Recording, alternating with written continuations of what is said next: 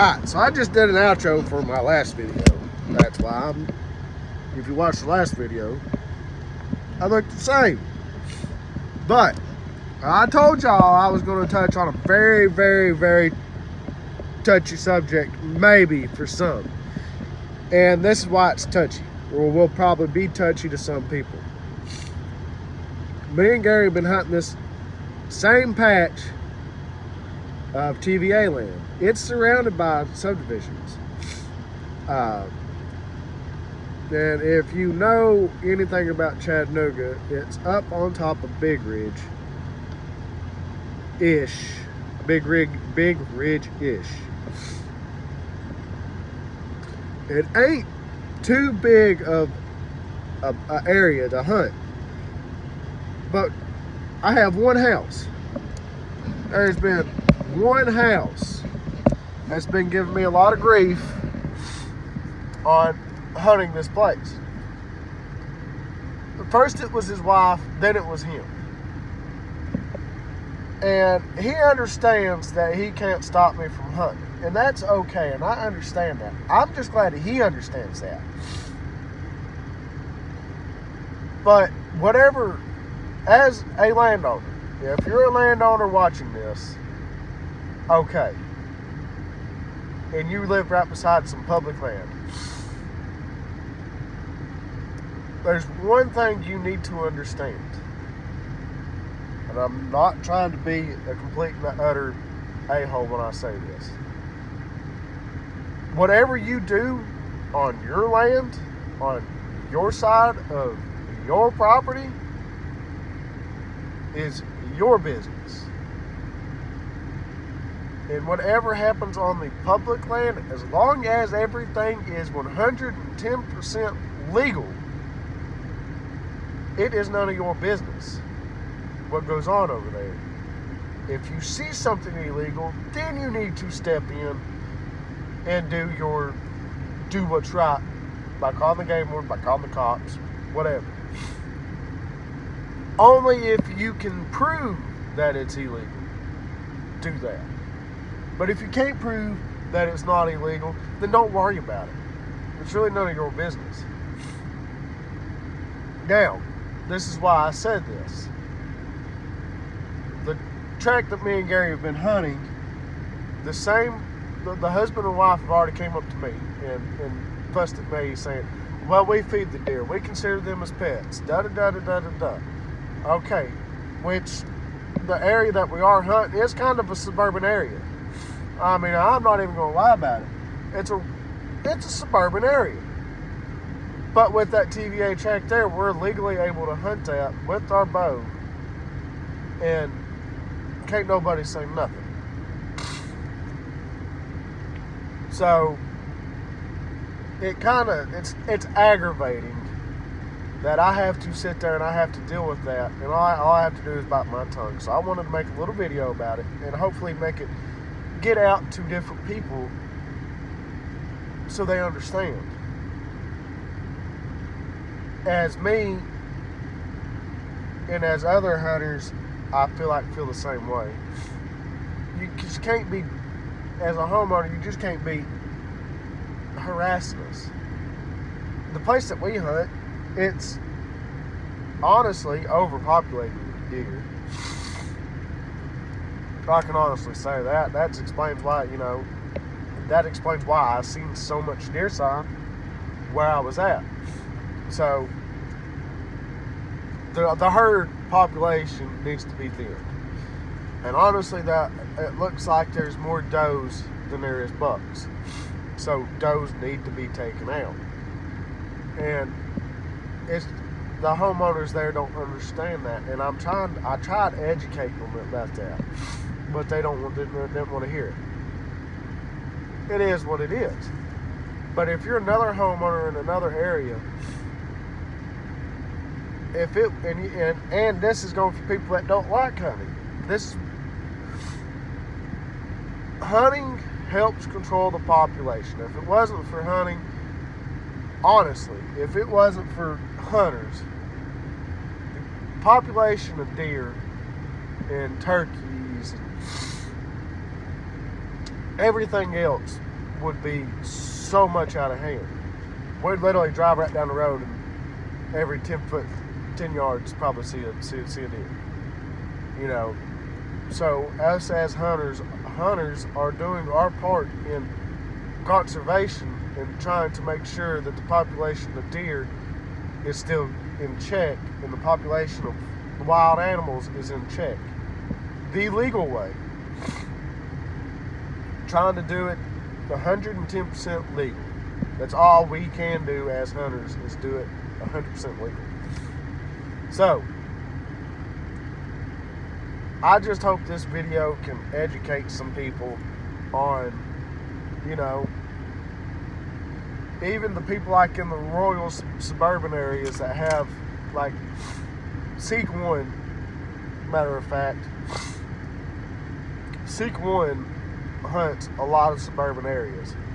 And he will even, like, they even did a deer management video, and it explains, I think he said, a mature doe or mature deer eats 3,200 pounds of food a year.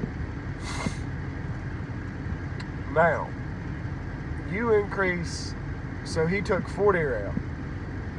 So that's 12,000, yeah, it's like 12,000 pounds of foliage a year that's getting taken out by 4 deer.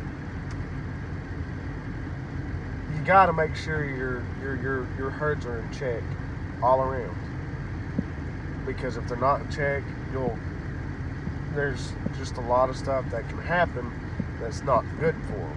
Diseases, infections, insect, they start inbreeding, and there's just a lot that goes into it that's we try to explain to people on why it needs to be done, why hunting is such an important part of conservation. And to be 100% honest with you, that out there, all this out here, Mother Nature is 10 times crueler than we ever think about being to animals. At least when we hit an animal with our arrow, we try, or our bullet, or whatever we're hunting that animal with, we try to make sure we put the most clean and ethical shot on a deer. Last video, you seen me, if you watched it, you seen me do the stupidest shot, which I was 110% comfortable with that shot, but I pulled, and I should have never shot what I shot, how I shot. I shouldn't have done that. I should have waited until she got broadside, but I was comfortable with my shot, and I goofed. I goofed big time. But she's still alive. It's all that matters. She's not going to die. She's not going to get infected. She's going to live, make 100% healthy return, and we'll try to get her this year. So,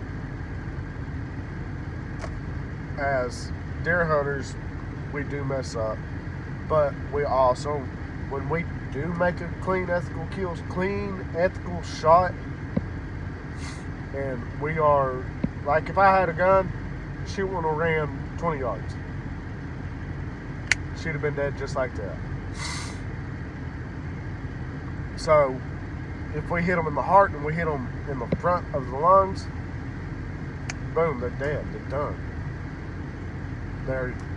There's too much blood flow right here in the lungs, in the bottom the frontal part of the lungs. There's too much vascular veins right there, and you have the main part of the main artery that runs from the heart through the body. So, the quicker we make the deer bleed and bleed out, the quicker the deer dies. So, that's why shooting them with the arrow, you want to put the best shot you can on them. And with the gun, you blow their lungs out. I hate to use that analogy, but it's pretty much what you're doing when you shoot them with something, with a rifle, a high-powered rifle. The impact of the bullet hitting them and going through them, the shockwave, blows their lungs up. And they run. Their adrenaline makes them run 50 yards, 60 yards. That's their adrenaline that makes them run. They're dead when you shoot them like that. The shockwave kills them. The penetration of the bullet hitting and the shockwave going in pretty much kills them. Let's get back on track.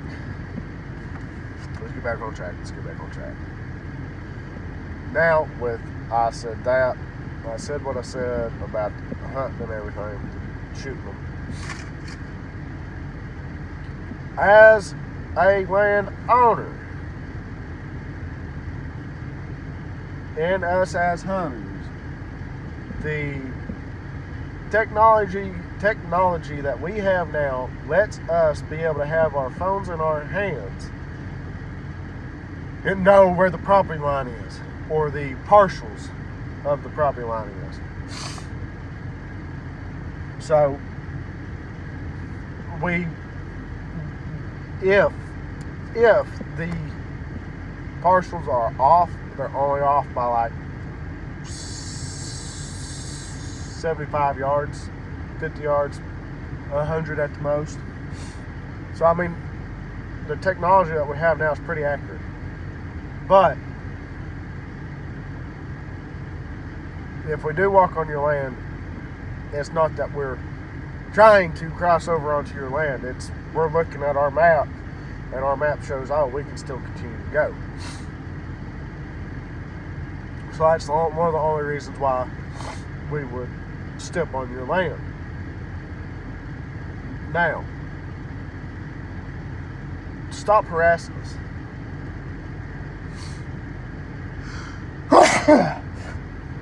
Stop harassing the hunters. The hunters are trying to do the best they can to make sure everything is legal, everything is in check. We're trying to make sure that the deer population is in order. I mean, I really don't know what else to say, but as homeowners, as hunters, we don't appreciate you constantly coming out every time we go saying something, oh, well, we don't like your hunt. Okay, well, I don't come to your house and tell you I don't like that your house is this color or that you drive this vehicle. I don't do that, and I'm pretty sure the rest of us out there that do deer hunt don't do that either. Why do it to us? I mean, that's just honestly how I feel. But I've done enough rambling. I may post this. If I do post it, I hope y'all enjoy it. But this one's going to take a little bit of editing to do. It is a rant. It is a ramble, but it's something I felt like people needed to see, people needed to hear. So I'm done. I'm out.